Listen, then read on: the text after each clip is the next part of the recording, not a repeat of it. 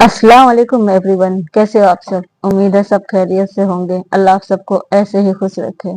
Welcome to our channel. मैं हूं नगमा खान और आज मैं लेके आई हूँ द खुशिस्तान की वीडियो को, जिसमें स्टोरी बता रहे फतह ईरान को फतह करने की।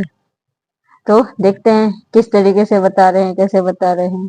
पूरी हदीस के हिसाब से बताते हैं। चले स्टार्ट करते हैं वीडियो को, फिर इंशाल्लाह वीडियो के बाद हम बात करेंगे। पर्शियन एम्पायर का कैपिटल मदइन, जो एक जमाने में दुनिया की सबसे ताकतवर और रिच सिटी थी, और इस सिटी के सेंटर में पर्शियन बादशाहों का मशहूर व्हाइट पैलेस था। और इसी महल के अंदर पूरे पर्शियन एम्पायर के खजाने पड़े हुए थे। जंगे कादसिया जीतने के बाद अब पर्शियन एम्पायर में मुसलमानों की फौज अपने खलीफा उमर बिन खत्ताब के ऑर्डर्स का इंतजार कर रही थी कि अब यहां से आगे उन्हें क्या करना चाहिए। तो हजरत उमर रज़ियल्लाहु अन्हु ने मदीना से 2 लेटर्स भेजे। रोमन एम्पायर की फौज को जेरूसलम की तरफ जाने का हुक्म दिया और पर्शियन एम्पायर की फौज को ऑर्डर्स दिए कि अब तुम लोगों ने तब तक नहीं रुकना जब तक इस एम्पायर के कैपिटल मदईन को फतह ना कर लो। तो मुसलमानों की फौज साद बिन अबी वकास की लीडरशिप में फुल स्पीड पर्शियन एम्पायर के कैपिटल की तरफ बढ़ने लगी।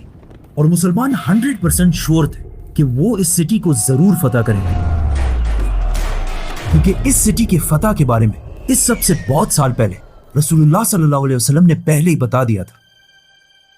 जब रसूलुल्लाह सल्लल्लाहु अलैहि वसल्लम मक्का वालों के बहुत जुल्म के बावजूद उन्हें इस्लाम की तरफ बुला रहे थे, लेकिन अब आप सल्लल्लाहु अलैहि वसल्लम के चचा अबू तालिब की वफात के बाद अब उनके लिए मक्का में रहना बहुत ही डेंजरस था। तो आप सल्लल्लाहु अलैहि वसल्लम मजबूरन अबू बकर रज़ियल्लाहु अन्हु के साथ मक्का से छुपकर मदीना की तरफ रवाना हुए।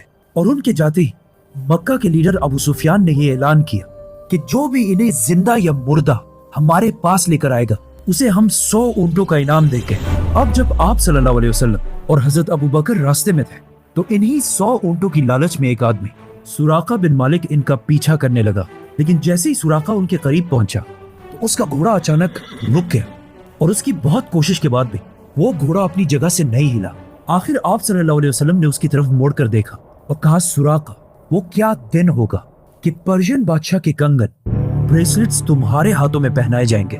सुराका ये सुनकर हैरान रह गया कि खुद तो इनके पास कुछ है नहीं और बातें पर्शियन बादशाह की खजानों की कर रहे हैं। लेकिन अब कुछ ही सालों बाद उमर बिन खत्ताब की खिलाफत में मुसलमानों की फौज पर्शियन एम्पायर के उसी कैपिटल की तरफ बहुत तेजी से बढ़ रही थी। लेकिन पर्शियन एम्पायर के कैपिटल मदईन को फतह करना कोई आसान काम नहीं था, क्योंकि कादसिया के मैदान से जितनी फौज भाग कर आई थी वो इसी किले में मौजूद थी। और इस पूरी पर्शियन एम्पायर का यंग बादशाह यज़दिगर्द भी इसी शहर में अपने व्हाइट पैलेस के अंदर बैठा हुआ था।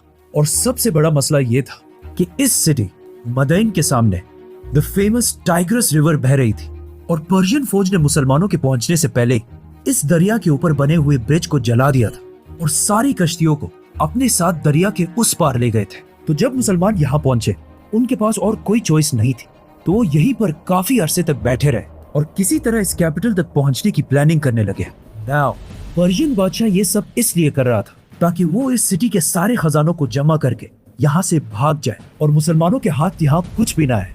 जाने से पहले यज़दिगर्द ने मुसलमानों के जनरल साद बिन अबी वकास की तरफ ये ऑफर भेजी कि अब तुम लोग और बस करो, अब तक जितने इलाके तुम लोग फतह कर चुके हो वो सब तुम्हारे हुए और अब बस हमें और आराम से रहने दो।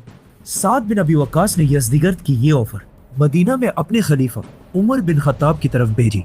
लेकिन ऑफ कोर्स उमर रज़ियल्लाहु अन्हु ने ये ऑफर रिजेक्ट कर दी, क्योंकि हजरत उमर को पता था कि अब ये लोग सिर्फ हमारा टाइम वेस्ट कर रहे हैं और जैसे ही इनको मौका मिलेगा ये दोबारा मुसलमानों पर हमला करके ये सारे इलाके छीन लेंगे।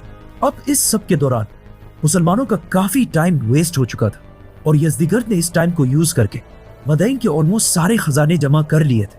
और सिर्फ 3 दिन बाद यज़दिगर्द इन सारे खजानों को साथ लेकर इस सिटी से भागने वाला था। लेकिन उसके भागने से पहले ही मुसलमानों के जनरल साद बिन अबी वकास को इस सब का पता चल गया, तो उन्होंने जल्दी से मुसलमानों की सारी फौज को अपने सामने जमा होने का हुक्म दिया और फिर इन सब के सामने खड़े होकर कहा कि अब हम और टाइम वेस्ट नहीं कर सकते, हमें मदईन पर इसी वक्त हमला करना होगा।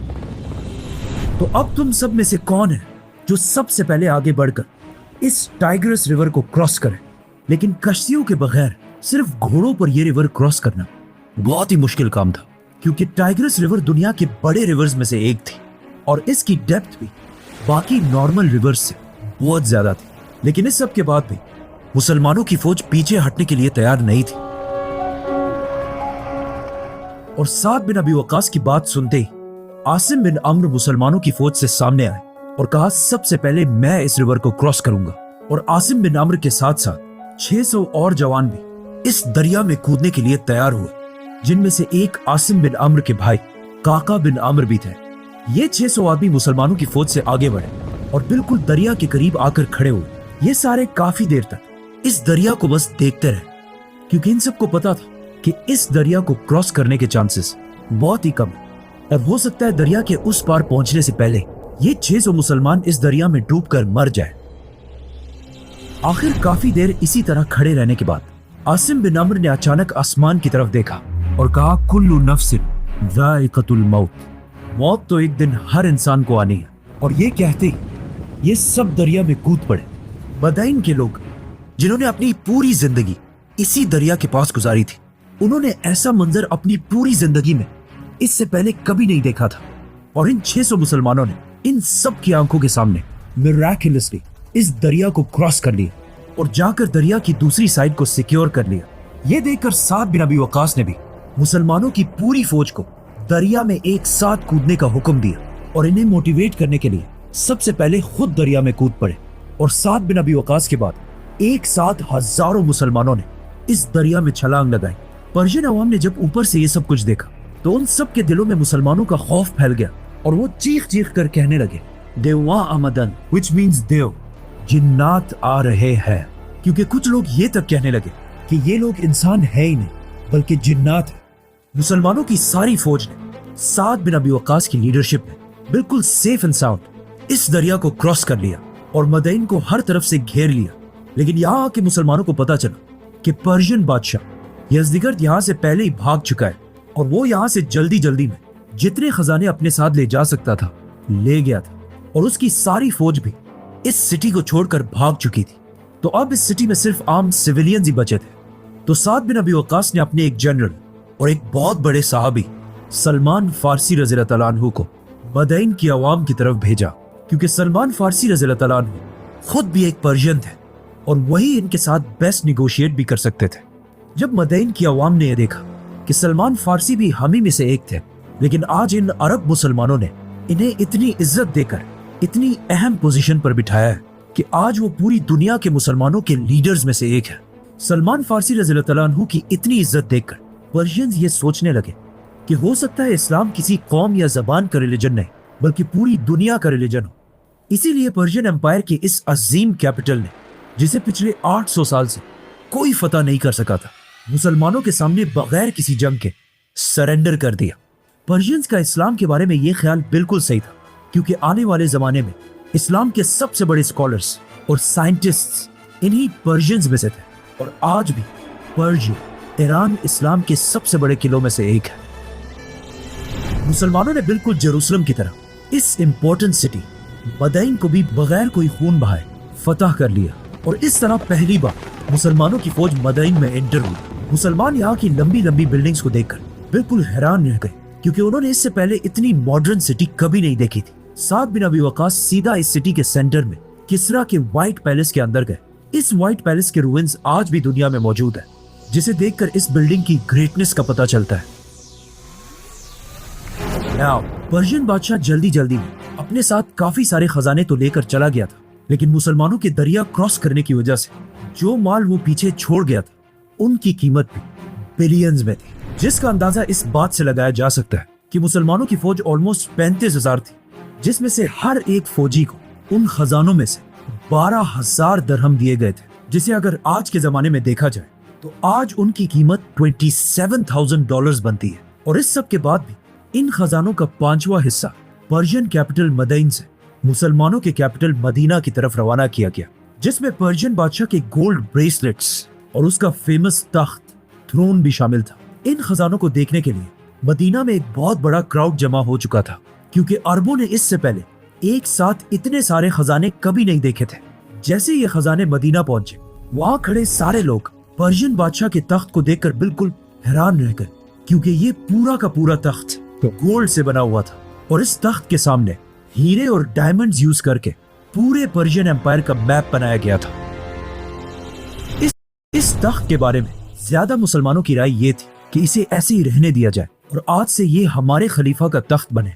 लेकिन वहाँ हजरत अली रज़ियल्लाहु अन्हु भी खड़े थे, जिन्होंने इसकी सख्त मुखालफत की और कहा कि इस तख्त के टुकड़े टुकड़े कर दिए जाए, ताकि ऐसा ना हो कि आने वाले मुसलमान बादशाहों में इस तख्त पर बैठने की ख्वाहिश पैदा हो। खलीफा उमर बिन खत्ताब को भी हजरत अली रज़ियल्लाहु अन्हु की राय पसंद आई और उन्होंने इस तख्त को टुकड़े टुकड़े करने का हुक्म दिया और उसे मुसलमानों में तकसीम कर दिया। इसके बाद हजरत उमर ने वहाँ खड़े सहाबा को हुक्म दिया कि सुराका बिन मालिक को मेरे पास लाओ, और उसके आते ही हजरत उमर रज़ियल्लाहु अन्हु ने उसके हाथों में पर्शियन बादशाह के कंगन पहनाए। वहाँ सारे लोग हैरान हुए कि हजरत उमर ने आखिर ऐसा क्यों किया। तो हजरत उमर ने उन्हें बताया कि ये मैंने रसूलुल्लाह सल्लल्लाहु अलैहि वसल्लम की हदीस को पूरा करने के लिए किया है कि जब हिजरत के दौरान उन्होंने सुराका से कहा था कि एक दिन किसरा के कंगन तुम्हारे हाथों में पहनाए जाएंगे।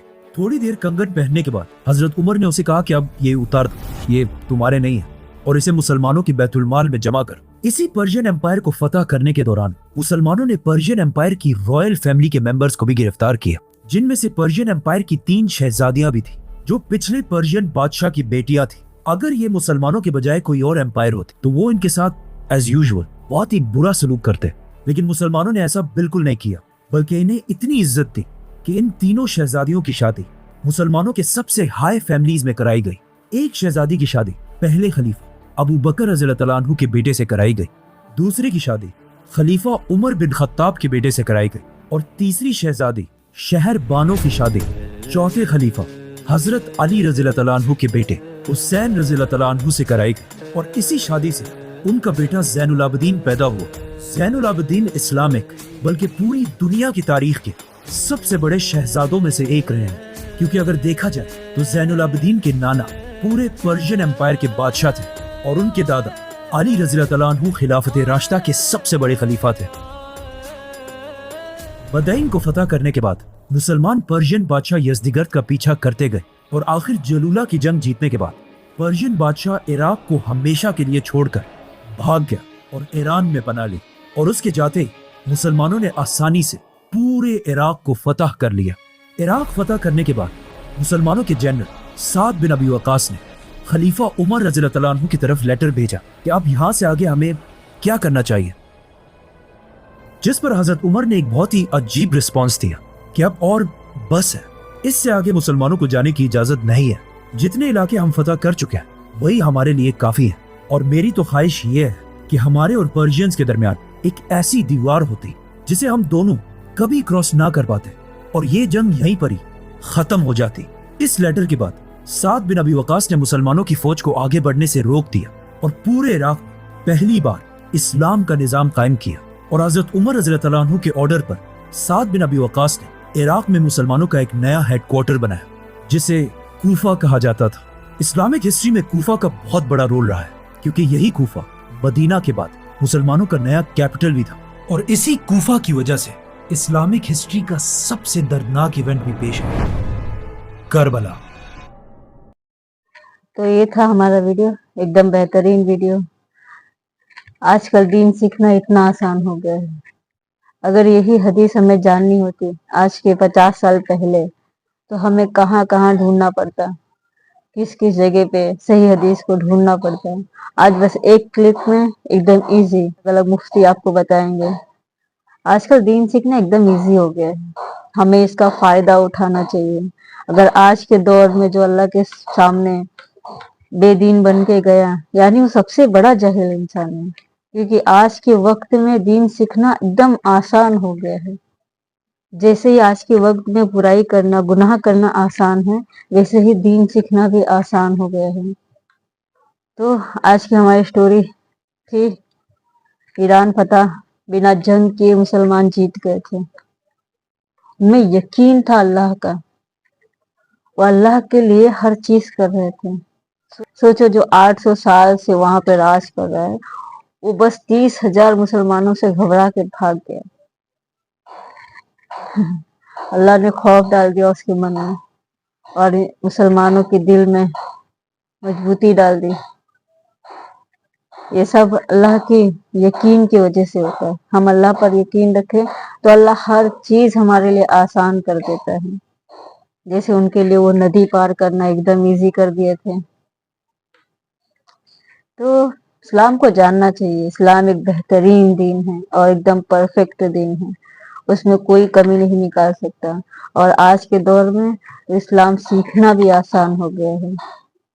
तो उम्मीद है आपको वीडियो पसंद आया होगा। अगर अच्छा लगा होगा तो लाइक करना, शेयर करना और ऐसे ही वीडियो देखने के लिए मेरे चैनल को सब्सक्राइब भी करना। और इंतजार रहेगा करबला वाला वीडियो एक कब बनाएंगे। चले फिर मिलते हैं नेक्स्ट वीडियो में, तब तक के लिए अल्लाह हाफिज।